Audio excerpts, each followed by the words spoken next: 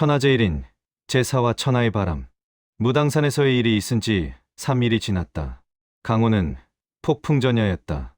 아직 소문은 퍼지지 않았지만 곧 엄청난 파문이 일어날 것이었다. 소운천이 손에 넣은 청어도장의 비밀 문서들, 그것을 어떻게 퍼뜨릴 것인가가 문제였다. 개봉성 외곽의 은밀한 거처, 소운천, 설빙아, 귀곡선생 세 사람은 작전을 논의하고 있었다. 단순히 문서를 공개하는 것만으로는 부족합니다. 귀곡선생이 말했다. 청어도장의 권세가 얼마나 큰지 아십니까? 그는 강호맹주입니다. 문서가 위조라고 주장하면 오히려 우리가 역적으로 몰릴 수 있습니다. 그렇다면 어떻게 해야 합니까? 설빙아가 물었다. 확실한 증인이 필요합니다. 소운천이 말했다. 10년 전 소가장 사건에 직접 참여했던 자. 그가 입을 연다면 청어도장도 부인할 수 없을 것입니다. 하지만 그런 사람을 어떻게 찾습니까? 설사 찾는다 해도 입을 열게 할 수 있을까요? 소운천은 문서를 펼쳤다. 그리고 한 이름을 가리켰다. 현명대사, 소림사 방장. 소림사는 천하무림의 태산북두였다. 천년 역사를 자랑하는 불교, 무학의 성지. 하지만 그 성스러운 이면에도 어둠은 존재했다. 소운천 일행은 하남 숭산기슭에 도착했다. 멀리 소림사의 웅장한 가람이 보였다. 소림사는 무당파보다 더 경비가 삼엄합니다. 귀곡선생이 걱정스럽게 말했다. 그리고 현명대사는 절대 고수입니다. 무당의 청어도장과 맞먹는 실력이죠. 알고 있습니다. 소운천은 차갑게 대답했다. 하지만 그는 내 아버지를 죽인 자 중 하나입니다. 반드시 만나야 합니다. 정면으로 침입할 수는 없어요. 설빙아가 말했다. 다른 방법이 필요해요. 바로 그때 산길에서 한 무리의 승려들이 지나갔다. 젊은 승려들이었는데 모두 소림 제자복을 입고 있었다. 저들은 외출에서 돌아오는 소림 제자들입니다. 귀곡선생이 설명했다. 소림사는 월 1회 속세 수행을 나가는 전통이 있습니다. 소운천의 눈이 빛났다. 기회입니다. 다음 날 아침 소림사 산문 앞에 한 명의 승려가 나타났다. 상처투성이에 피를 흘리고 있었다. 살려 주십시오. 승려는 쓰러졌다. 소림사 제자들이 급히 달려왔다. 사형, 무슨 일입니까? 산적들이 공격했습니다. 다른 사형들은 승려는 말을 마치지 못하고 기절했다. 소림사는 발칵 뒤집혔다. 외출 나갔던 제자들이 산적에게 습격당했다는 것이다. 즉시 구출대를 보내라. 하지만 그들은 몰랐다. 그 승려가 가짜라는 것을. 소운천이 인피가면과 변장술로 위장한 것이라는 것을. 소운천은 치료실로 옮겨졌다. 그곳에서 상처를 치료받는 척하며 소림사 내부 구조를 파악했다. 밤이 되자 소운천은 조용히 치료실을 빠져나왔다. 경공을 펼쳐 어둠 속으로 사라졌다. 현명대사의 방은 장경각 상징거 뒤편의 선실에 있었다. 소림사에서 가장 깊숙한 곳. 소운천은 순찰을 피해가며 조심스럽게 다가갔다. 하지만 선실 주변에는 고수들이 경계를 서고 있었다. 정면으로는 안 되겠군. 소운천은 지붕으로 올라갔다. 그리고 기왓장을 조심스럽게 드러냈다. 작은 구멍을 통해 안을 들여다보았다. 선실 안에는 한 노승이 좌선을 하고 있었다. 현명대사였다. 백발의 주름진 얼굴. 하지만 그 몸에서는 엄청난 내공이 느껴졌다. 과연 소림사 방장다운 경지였다. 소운천은 숨을 죽이고 기다렸다. 기회를 엿보았다. 한 시즌이 지났을 때 현명대사가 좌선을 끝내고 일어섰다. 그리고 창문을 열었다. 바로 그 순간 소운천은 지붕에서 뛰어내려 창문으로 침입했다. 누구냐? 현명대사는 순간적으로 반응했다. 하지만 소운천은 이미 검을 그의 목에 겨누고 있었다. 조용히 하십시오. 대화를 나누러 왔습니다. 현명대사는 소운천을 뚫어지게 바라보았다. 그리고 천천히 말했다. 내 눈빛. 복수심에 불타는 자의 눈이로군. 무엇 때문에 노승을 찾았느냐? 10년 전 소가장을 기억하십니까? 현명대사의 눈빛이 흔들렸다. 소가장이라니, 제 이름은 소운천입니다. 소천호의 아들입니다. 현명대사의 얼굴이 굳어졌다. 소천호의 아들이라고? 당신은 그날 밤 거기 있었습니다. 제 아버지를, 어머니를, 누나를, 그리고 70명의 무고한 사람들을 죽였습니다. 나는. 현명대사는 잠시 침묵했다. 그리고 천천히 입을 열었다. 죽이지는 않았다. 거짓말. 노승은 그날 그곳에 있었지만 사람을 죽이지는 않았다. 단지 지켜보기만 했을 뿐이다.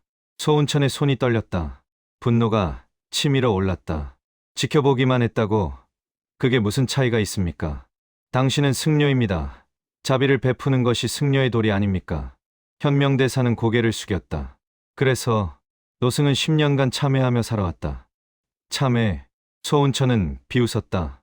참회로 죽은 사람이 살아 돌아옵니까? 물론 아니다. 하지만 현명대사는 소운천의 눈을 똑바로 바라보았다. 내가 원하는 것이 무엇이냐? 복수냐? 그렇다면 노승의 목을 가져가라. 노승은 저항하지 않겠다. 소운천은 검을 쥔 손에 힘을 주었다. 단 한 번의 움직임으로 현명대사를 죽일 수 있었다. 하지만 망설여졌다. 왜 저항하지 않습니까? 저항할 자격이 없기 때문이다. 노승은 그날 죄를 지었다. 살인을 막을 수 있었는데 막지 않았다. 그것은 노승도 공범이라는 뜻이다.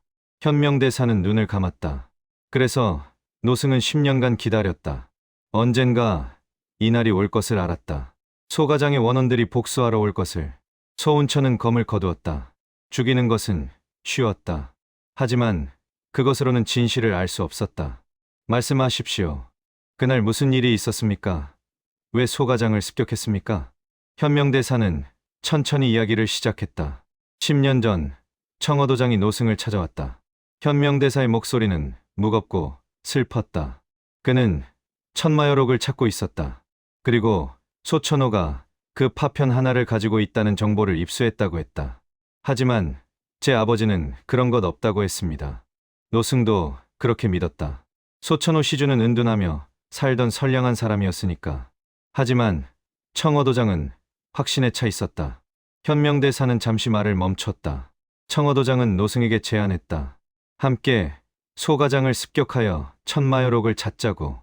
대가로 소림사에 막대한 자금을 지원하겠다고 했다. 그래서 동의하셨습니까?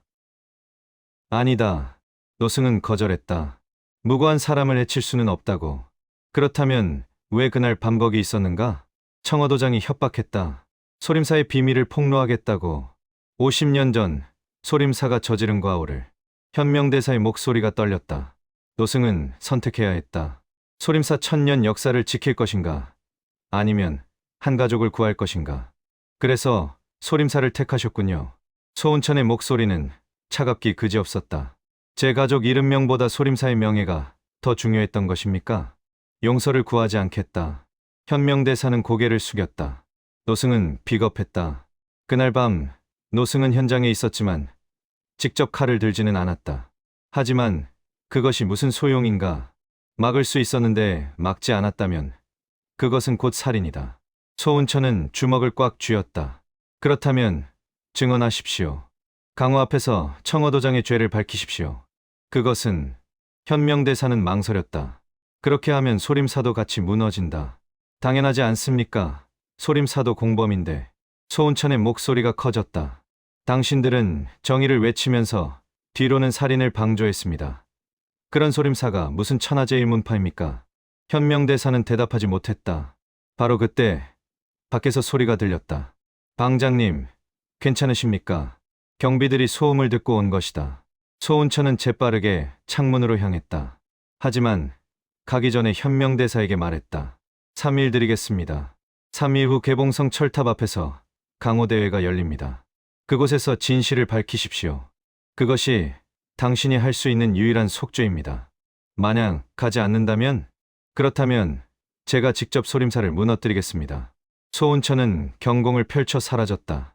뒤에 남은 현명대사는 오랫동안 그 자리에 서 있었다.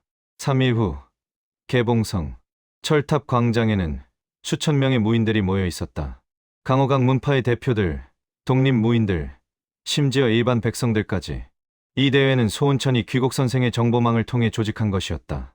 명목은 강호의 미래를 논하는 자리였지만 실제로는 청어도장을 고발하는 자리였다. 무대 위에 소운천이 올라섰다. 얼굴은 가리지 않았다. 더 이상 숨을 이유가 없었다. 여러분, 소운천의 목소리가 광장을 울렸다. 제 이름은 소운천입니다. 10년 전 멸문당한 소가장의 유일한 생존자입니다. 술렁임이 잃었다. 소가장 사건은 유명했다. 10년 전 제 가족은 무고하게 학살당했습니다. 70명이 하룻밤 사이에 죽었습니다.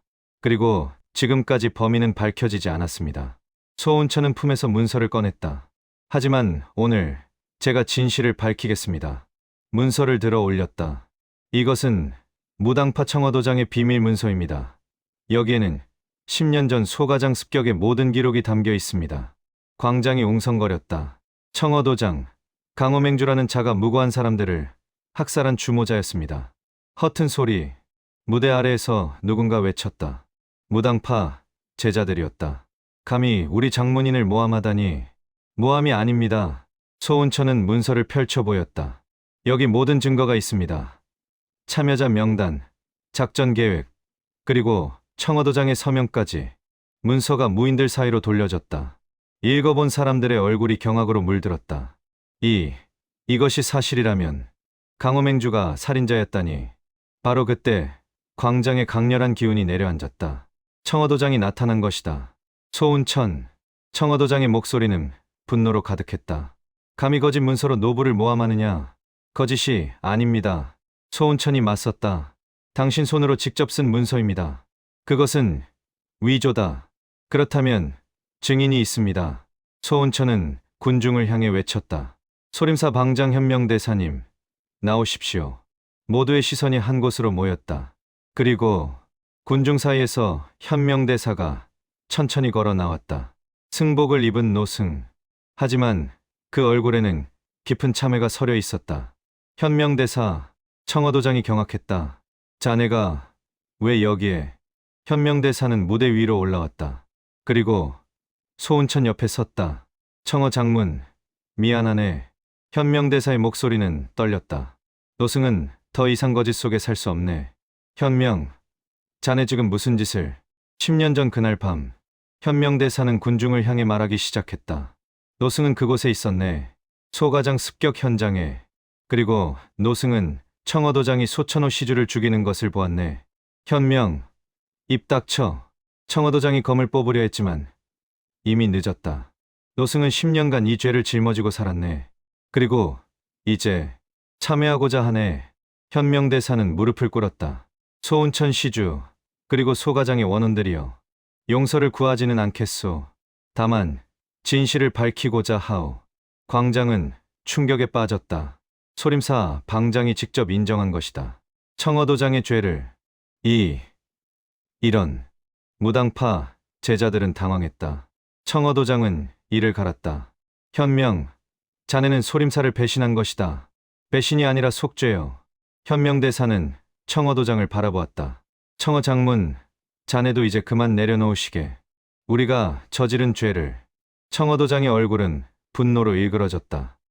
절대 인정할 수 없다. 그는 검을 뽑아들었다.